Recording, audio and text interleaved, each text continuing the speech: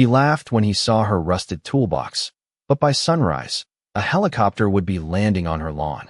Hello everyone. Before we begin today's story, I have a small favor to ask. Please hit subscribe and turn on the notification bell so you never miss our channel's new videos. It's quick, free, and the best way to support us in bringing you more dramatic stories. Your support means the world to us. Where are you watching from? Drop your city or country in the comments below. Thank you very much. The quiet town of Maple Ridge usually woke slowly. By 7 in the morning, the bakery on Main Street had just opened, sprinklers clicked across neat front yards, and a few pickup trucks rolled toward the highway. Nothing dramatic ever happened there. That was why the sound stunned everyone first. A deep chopping roar rolled across the rooftops, shaking windows and rattling porch lights. People stepped outside in slippers and robes, squinting into the bright sky. Children pointed upward. Dogs barked wildly. Then they saw it. A gleaming black helicopter descended in a slow circle above the modest neighborhood, polished like something from another world. It passed over the larger homes near the lake, ignored the manicured estates on Cedar Hill, and moved straight toward the oldest street in town, toward Willow Lane, toward the smallest house on the block. Clara Bennett stood barefoot on her front porch, one hand still wrapped around a chipped coffee mug. Her faded flannel shirt hung loose over work jeans stained with grease. A strand of brown hair slipped from the knot at the back of her head as wind from the rotors tore through the yard. She did not wave. She did not smile. She only stared, calm and unreadable, as the aircraft settled onto the patchy grass in front of her mailbox. Curtains opened all along the street. Phones rose instantly into the air. Mrs. Donnelly from next door whispered loud enough for 3 houses to hear. Clara Bennett? The woman who fixes lawnmowers? The helicopter door opened, but before anyone could see who was inside, Clara's eyes narrowed slightly, not in fear, but in recognition. Because less than 24 hours earlier, she had been standing beside a stranded luxury car on Route 16 while the richest man in the county doubted she could tighten a bolt. Yesterday afternoon had been hot enough to shimmer the pavement. Clara had been driving home in her 12-year-old pickup when she spotted the silver coupe pulled onto the shoulder, hood raised, steam rising into the sunlight. 2 men in pressed shirts stood beside it, one talking sharply into a phone, the other pacing with visible irritation. Even from a distance, money seemed to surround them like perfume. Clara slowed, then pulled over. She stepped out, wiping her hands on a shop rag she kept in the cab. "Need a hand?" she asked. The taller man turned first. William Carter. Everyone in the county knew his face from business magazines, charity galas, and the new hospital wing bearing his family name. At 45, he wore success the way some men wore tailored jackets. Naturally and often. His gaze dropped to Clara's boots, then to the dented metal toolbox in her hand. For half a second, amusement crossed his face. "We're waiting for a specialist," he said politely, but not kindly. Clara glanced at the engine compartment. "You may be waiting a while." William's driver let out a short laugh. "Ma'am, this car costs more than most houses around here." Clara nodded once. "Then it probably deserves someone who listens when it starts asking for help." The driver smirked. William did too. He thought she was just another small-town woman looking for attention. By the next morning, he would be standing on her lawn with something far more valuable than money. William Carter held her gaze for a long moment, the kind of look wealthy men often used when deciding whether ordinary people existed. Then he glanced at his watch, annoyed more by delay than danger. Clara set her coffee-colored toolbox on the shoulder of the road and stepped closer to the engine bay without waiting for permission. The driver opened his mouth to protest, but she was already listening. Not looking first. Listening. Her head tilted slightly as if the machine were speaking in a language only she understood. The afternoon sun burned across the chrome hood. Traffic hissed by in waves. William crossed his arms. "This should be entertaining," he said quietly. Clara ignored him. She touched one hose, then another. She traced a wire with oil-stained fingers, checked a clamp, then looked toward the passenger seat. "Do you keep bottled water in there?" she asked. The driver frowned. "What? Water? Unopened if possible." William gave a faint smile of disbelief. "Trent, just give her the water." The driver retrieved a bottle and handed it over like he was surrendering dignity. Clara poured a small stream across a metal sensor near the rear of the engine. Steam rose instantly. "There," she said. Hairline crack in the temperature housing. Expands when hot. Stalls the signal. Confuses the control unit. William's expression changed by 1 degree. Enough to notice. That part was inspected this morning, Trent said sharply. Then whoever inspected it likes invoices more than engines, Clara replied. The roadside fell silent for a beat. She tightened the loosened bracket, adjusted the sensor angle with a short wrench, then tore a thin strip from the rag in her pocket and wrapped the connection to steady it. Temporary fix, she said. 10 miles, maybe 15. Replace the housing today. She stepped back and nodded toward the key. Trent slid into the driver's seat, muttering under his breath. The engine turned once, then came alive with a smooth, deep purr that had been missing all afternoon. Even the passing traffic seemed quieter. William uncrossed his arms slowly. Trent stared at the dashboard as if it had betrayed him personally. Clara latched the hood and picked up her toolbox. That should get you where you need to go. William took a step forward. Wait. He reached for his wallet and pulled out several crisp $100 bills. Clara glanced at the money, then at him. 50 is fine, she said. William blinked. 50? You just saved me from missing a board meeting worth more than this county's annual budget. Then be glad it was a cheap afternoon, Clara answered. She took 1 bill, folded it once, and tucked it into her shirt pocket. Trent looked offended on behalf of wealth itself. William studied her more carefully now. Where did you train? Clara opened her truck door. In. Places where nobody asked for certificates. She climbed in, started the old pickup on the first try, and drove away in a trail of dust and dignity. William remained beside the silver coupe, eyes narrowed, watching until her truck disappeared beyond the bend. He was not used to unfinished questions. That evening, while Maple Ridge settled into porch lights and supper tables, William sat in the back of a black sedan reviewing reports he did not read. His mind kept returning to the woman with the steady eyes and quiet hands. He called his assistant. Find Clara Bennett. Willow Lane, if records are current. By sunrise, I want everything ready. The assistant hesitated. Everything, sir? William looked out at the dark horizon and smiled for the first time that day. Yes, and make sure we arrive properly. The helicopter blade slowed with a heavy rhythmic chop, bending Clara Bennett's wild grass flat against the earth. Maple Ridge had never seen anything like it, and the town knew it. Neighbors stood frozen on porches with coffee cups in hand. Children balanced barefoot on curbs. Even Mr. Holloway, who had not left his recliner before 8 in 15 years, stood in his driveway wearing 1 slipper and 1 boot. The aircraft door opened fully, and William Carter stepped down in a charcoal jacket, polished shoes sinking slightly into the soft lawn. Behind him came a woman in a navy business suit carrying a leather portfolio, then another man wheeling 2 silver cases across the grass with visible discomfort. Wealth had arrived in the wrong zip code. Clara remained on her porch, arms relaxed, expression unreadable. You certainly know how to apologize loudly, she said. A few neighbors gasped. William smiled despite himself. I was hoping for memorable. He walked to the bottom step and stopped there, as though some instinct told him not to climb higher without permission. Yesterday, I misjudged you. Clara took a sip of coffee. You were not the first. William glanced around at the gathering audience, then back to her. I would prefer to discuss this privately. Maple Ridge preferred the opposite. Mrs. Donnelly leaned farther over her fence. Clara set the mug down on the porch. Rail. Then you should have brought a sedan. For the first time in years, William Carter laughed without calculation. The street softened with surprise. Powerful men were not supposed to look human. He gestured to the woman beside him. This is Dana Reeves, my chief operations officer.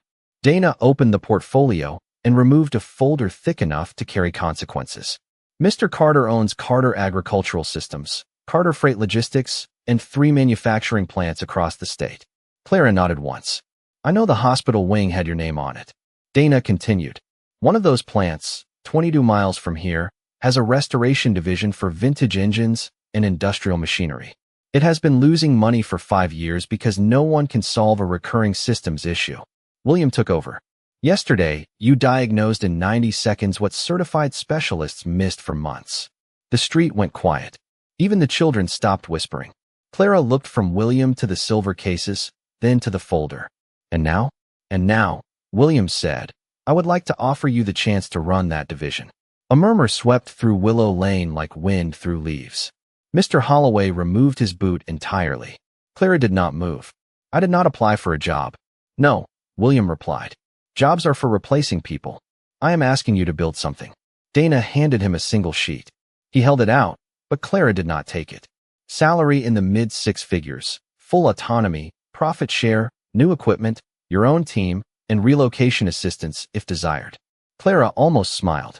Relocation from my own porch? William lowered the page. Or we renovate the division here in Maple Ridge and bring the work to you. Dana looked startled. She had not heard that part. William never improvised with money. Yet here he was doing exactly that. Clara studied him carefully, as if checking for hidden leaks. Why? She asked. Because talent should not have to hide in a town where people call you when their mower stalls, he said. And because pride becomes expensive when ignored long enough. The honesty landed harder than any sales pitch. Clara's eyes shifted toward the detached garage beside her house. Its paint was peeling. Its roof sagged slightly on one side. My father taught me engines in there, she said quietly. 40 years fixing things for people who paid late and thanked rarely. William followed her gaze. Then perhaps it is time that garage got the respect he did not. The room of sky and silence around them changed. Clara stepped down from the porch for the first time. She did not take the contract. She pointed toward the old garage door. If you really came to do this properly, Mr. Carter, you should see where the real work began. Clara crossed the yard with steady steps, and William Carter followed, as if entering a place where money had no authority. Dana Reeves hesitated near the porch, glancing at her polished shoes and the uneven grass, then continued behind them. The neighbors watched every movement with the reverence usually reserved for parades and disasters. Clara reached the detached garage and lifted the warped wooden door with both hands. It groaned upward, revealing a dim interior washed in stripes of morning light. Dust floated through the beams like slow snow.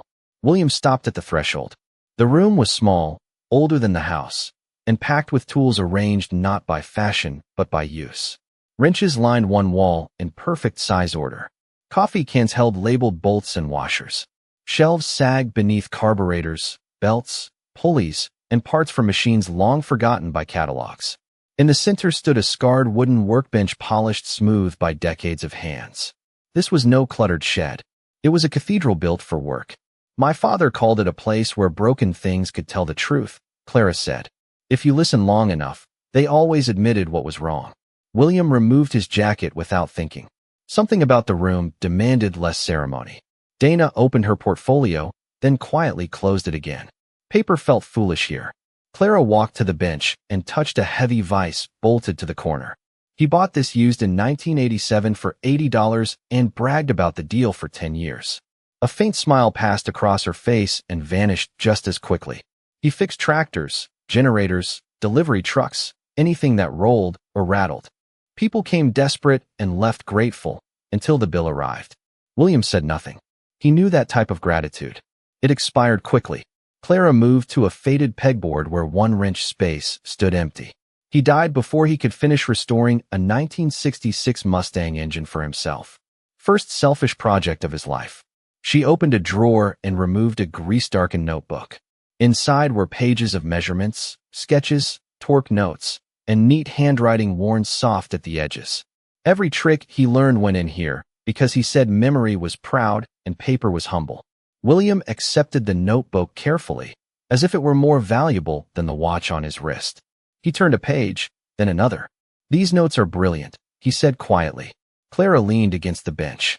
He sent applications to your plant 3 times. Mechanics supervisor, training lead, diagnostics consultant. Never got a call back. Dana's eyes lifted sharply. William looked up from the notebook. Why not? Clara met his gaze. Because he did not wear the right suit. Because his hands looked like work.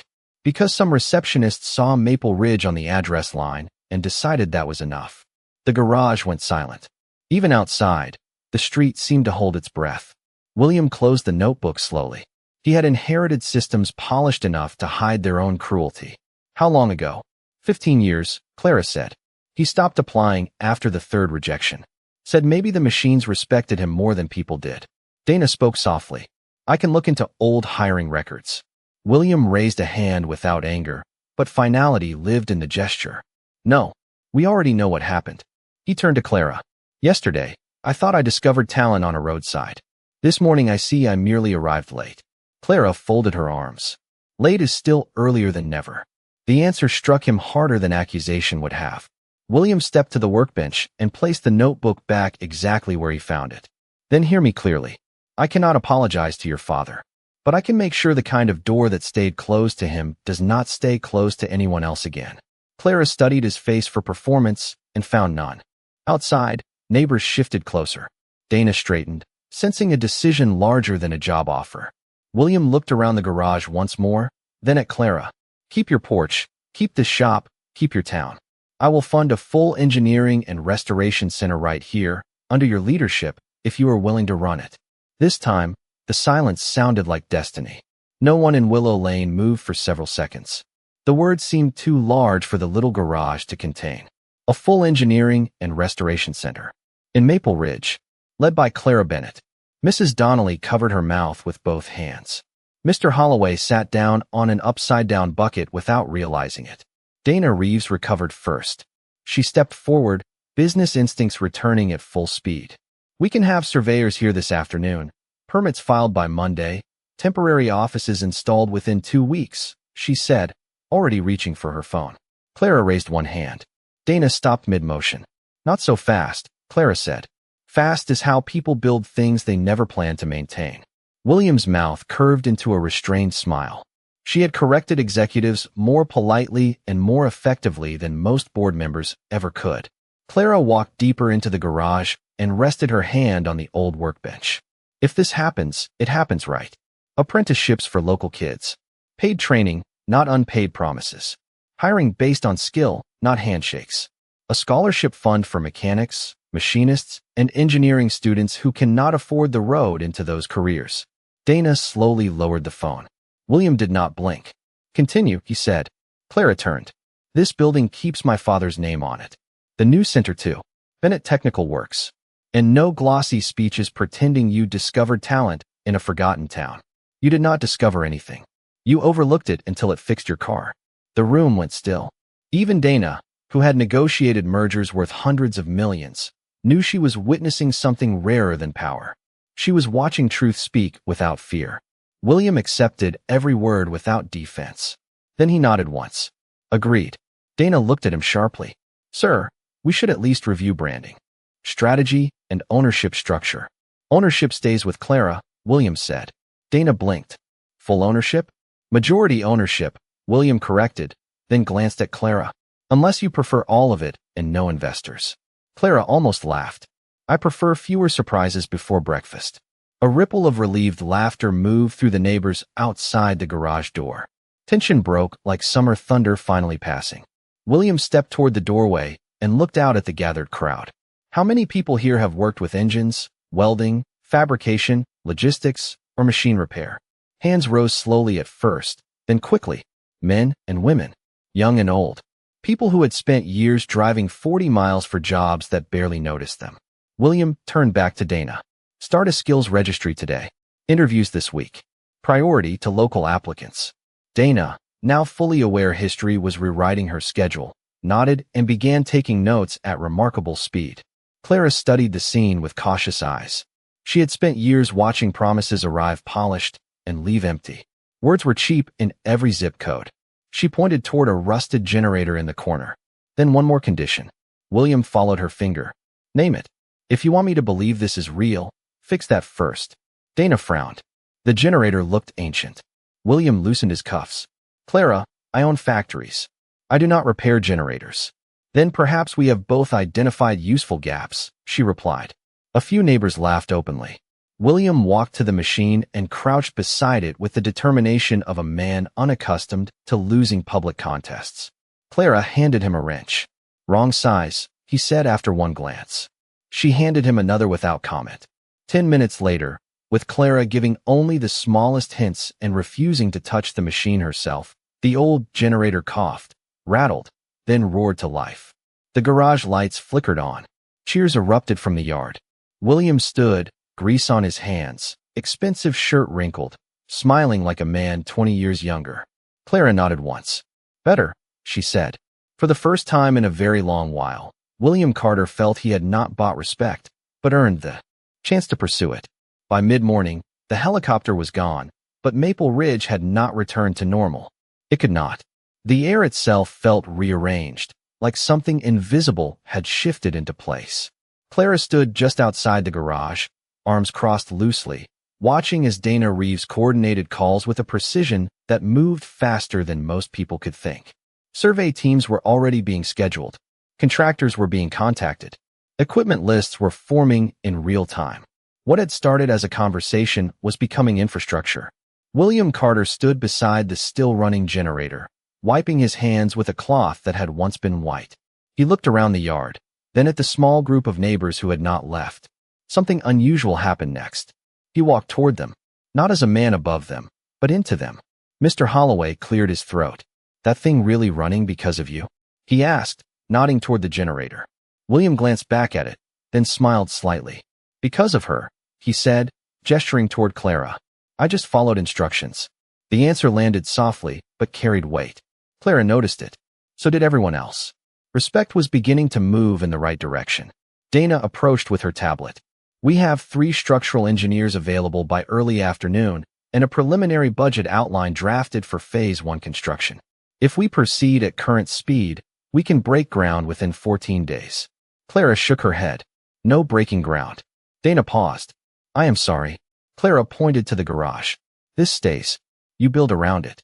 This is the foundation, not something to replace." Dana hesitated for only a fraction of a second before adjusting her notes. "Understood." William watched Clara carefully. Every decision she made was not about expansion. It was about preservation with purpose. That was rarer than innovation. He respected it more. A young man stepped forward from the edge of the crowd. He could not have been older than 22, wearing work boots and a shirt with a faded company logo. "Name is Tyler," he said. "I have been driving 45 minutes each way to work at a shop that barely keeps the lights on. If this place opens, I would work here in a heartbeat." Clara looked at him. "What do you fix?" "Anything that gives up too early," Tyler answered. A few people chuckled. Clara did not. She nodded once. "Then you already understand the job." Dana typed something quickly. "Interview list started," she said quietly. William glanced at her. "Make sure his is first." Tyler froze, then nodded with a gratitude too large for words. Across the yard, Mrs. Donnelly wiped her eyes without pretending she had something in them. Clara turned back toward William. "You move fast," she said. "Only when I am late," he replied. Another small truth, simply delivered. Clara walked to the edge of the driveway and looked out at Willow Lane. The houses were still modest. The paint still chipped in places. But something had changed. Not the structures, the possibilities. She turned back. "We start with 10 apprentices," she said. "Local first. Hands-on training from day one. No one sits in a classroom pretending to understand machines without touching them." Dana nodded, already adjusting. William watched Clara as she spoke, realizing something most executives never admitted. She was not reacting to opportunity. She was defining it. The difference would shape everything that followed. A breeze moved through the yard, carrying the faint scent of oil and grass. The generator hummed steadily behind them. And for the first time in decades, the small garage on Willow Lane was not just a place where broken things came to be fixed. It was where overlooked futures were about to be rebuilt. By late afternoon, Willow Lane no longer felt like a quiet street tucked away from the world. It felt like the center of something forming. Trucks had not arrived yet. No construction had begun, but the invisible lines of change had already been drawn. Clara stood inside the garage again, flipping through her father's notebook with slow, deliberate care. Outside, voices carried a new kind of energy, not gossip, not curiosity, but anticipation. William Carter leaned against the doorway, watching her without interrupting. He had spent years in boardrooms where decisions were made loudly and quickly, but here, every meaningful decision seemed to arrive in silence first. Dana stepped in beside him, lowering her voice. "There is something you should see," she said, turning her tablet toward him. On the screen was a list of internal reports, emails, and archived hiring decisions from years past. Names, rejections, patterns. William's expression hardened, not with anger, but with recognition. He scrolled slowly, then stopped at one entry. Bennett, Thomas. Application denied. No formal certification. Insufficient corporate experience. William exhaled quietly. He knew exactly how those decisions were made. Not by malice. By indifference disguised as standards. Clara spoke without looking up. You found it, did you not? William stepped into the garage, holding the tablet. He applied 3 times, he said. Clara closed the notebook gently. He believed if he just worked harder, someone would eventually notice. Dana shifted slightly. Many qualified candidates are filtered out by automated systems, she said carefully. Clara nodded once. Machines only learn what people teach them. The room went still again. Outside, a small group of teenagers had gathered near the driveway, watching, listening, waiting for something they could not yet name. William turned to Dana. Effective immediately, audit every hiring filter across all divisions. Remove any requirement that ignores demonstrated skill. Replace it with practical evaluation. Dana blinked. That will affect thousands of positions. Good, William said. Then it will matter. Clara watched him closely. This was not about her anymore. This was about correction. That was the difference between charity and responsibility. A shadow moved across the garage floor as another car pulled up slowly on Willow Lane. It was not polished. It was not impressive, but it carried hesitation. A man stepped out, older, wearing a worn jacket and holding a small metal box in both hands. He stopped at the edge of the driveway, uncertain. Clara recognized him immediately. Mr. Jenkins, she said. The man nodded, stepping forward. Heard what is happening here, he said. Thought maybe this belonged somewhere it might finally be used. He opened the box. Inside were precision tools, carefully wrapped, maintained despite their age. My brother used these before he passed, he added quietly. Best machinist I ever knew. No one ever hired him steady. Said he did not have the right papers. Clara did not speak for a moment. Then she reached out and took the box with both hands. He had the right hands, she said. Mr. Jenkins nodded, eyes lowering. William watched the exchange, something settling deeper in his chest. This was not a business opportunity. This was a pattern repeating across lives, across years, across quiet towns that no one visited unless something broke. Clara turned back to him. You see it now, she said. William nodded slowly. I see what we missed. Clara corrected him gently. What you missed. The difference mattered. William accepted it without defense.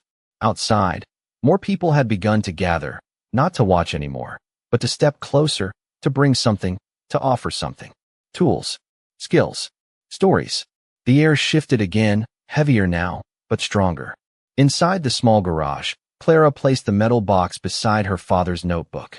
2 lives, both overlooked, now resting at the center of something that would not be ignored again. And for the first time, the silence in that room did not feel like something waiting to be filled. It felt like something finally being understood. The following morning, Maple Ridge woke up before the sun had fully risen, as if the entire town had decided, without saying it out loud, that something important was about to begin. Clara Bennett was already in the garage, sleeves rolled up, hands steady, reviewing a list she had written by hand the night before. It was not a business plan. It was a blueprint of values.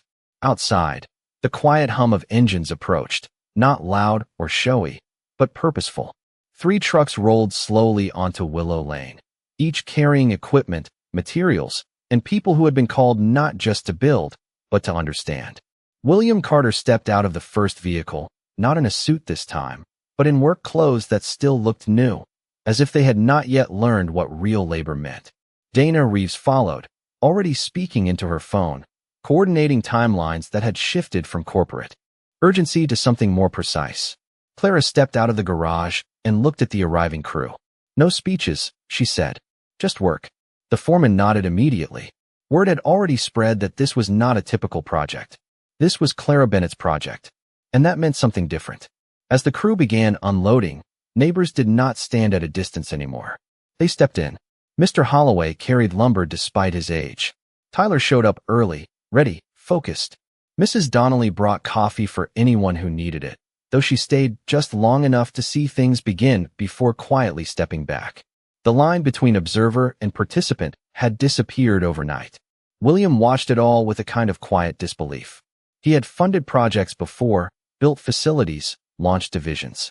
But he had never seen something grow from the ground up like this, where people did not wait to be invited, where they simply knew they belonged. Clara moved through the space with calm authority, not raising her voice, not needing to. She corrected measurements, adjusted placements, asked questions that forced people to think instead of follow. When a young worker hesitated while setting a support beam, she stepped beside him and said, "If you do not trust the structure will not trust you." He nodded, reset the beam, and got it right the second time. Dana observed closely, her usual metrics and projections quietly replaced by something she had not tracked before. Respect. It was measurable here, but not in numbers. Midday, a sleek black car appeared at the end of Willow Lane. It did not belong to the rhythm of the street. It moved slowly, carefully, as if unsure it was welcome. The car stopped, and a man stepped out in a tailored suit, holding a folder with the kind of confidence that usually came from being expected. He walked toward the garage, eyes scanning the activity with mild disapproval. William noticed him first. This was familiar territory now. The man approached Clara. "Excuse me," he said, adjusting his tie. "I am from Carter Agricultural Systems corporate office. I was not informed that a project of this scale was being initiated outside approved channels." Clara did not stop working. "Then you have just been informed," she said calmly. The man blinked, not used to that tone. "I will need to review permits, budgets, and authority for this operation." William stepped forward then, but Clara raised her hand slightly without looking at him. She handled it herself. "You can review anything you like," she said, finally turning to face the man. "But you should start by understanding something. This place does not run on permission. It runs on purpose." The man hesitated, clearly unsure how to respond. Dana stepped in smoothly. "All documentation will be provided," she said professionally, though her tone carried a new edge. "And you may also want to update your internal records. This is now the most important project in the region." The man looked between them, then at William, expecting correction. It did not come. Instead, William simply said, "She is in charge." The sentence was short, but it settled everything. The man nodded slowly, stepping back, recalibrating in real time. Around them, work continued without interruption. No applause, no reaction, just steady progress. Clara turned back to the structure taking shape around her father's old garage. Wood met steel, old met new, and for the first time, the systems that had once overlooked people like her were no longer deciding who mattered. She was. Weeks passed, but in Maple Ridge, time did not feel like it used to. It no longer drifted quietly from one ordinary day to the next. It moved with intention.